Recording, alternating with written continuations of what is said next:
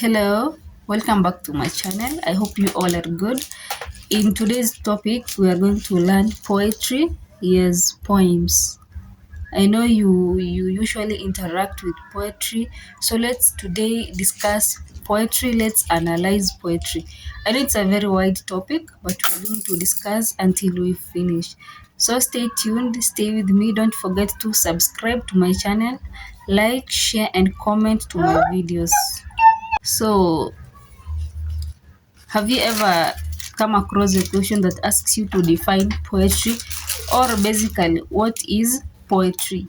What do you understand by the word poetry? When you hear a word poetry, what quickly runs through your mind? So, we start by defining poetry because we must understand what we're going to learn before we go into deeper details.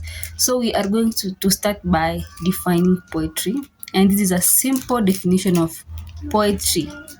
So it's a form of literary art. It's a form of literary art that uses aesthetic, rhythmic, and often emotional language to evoke deeper meanings, feelings, or stories. So that's a basic definition of poetry. So after defining poetry, let's go to aspects or key aspects of poetry because poetry has aspects. So number one, we have structure. Poetry has structure. And let's define structure.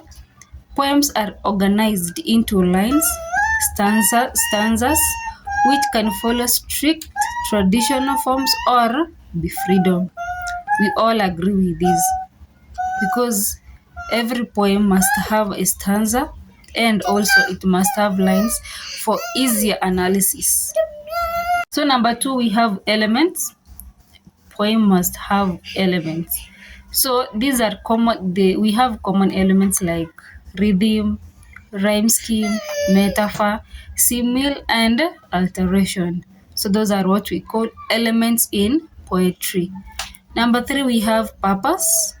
So in purpose, so it aims to express thoughts and emotions, create and capture experiences, often in a more concentrated manner than prose. So that's what we call purpose. Like, what is the purpose of that poetry? When you read that poem, so what was the purpose of that? Was it to capture the experiences? Was it about emotions or thoughts? Was someone expressing his or her thoughts through the poem, or was it creating, uh, or was it creating a experiences.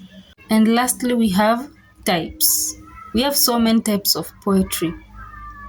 Yes, there are so many, there are 150 types of poetry. So we are going to discuss some of them which are commonly used, types of poetry. That's what we are going to discuss. For example, something like epics and free verse, but there are more types we are going to discuss. So stay tuned as we start the deeper, let me call it deeper analysis of poetry, because we want to make it easier for one to identify a poem, for one to read a poem, and for one to understand what to do when you are dealing with a poem. So let's make poetry easier and remove that misconception that poetry is difficult. It's not difficult. So stay with me as we learn the poetry part. So thank you very much for staying with me. And in our next lesson, still we'll be talking about poetry. Don't forget to subscribe to my channel, like, comment, and share my videos. Thank you.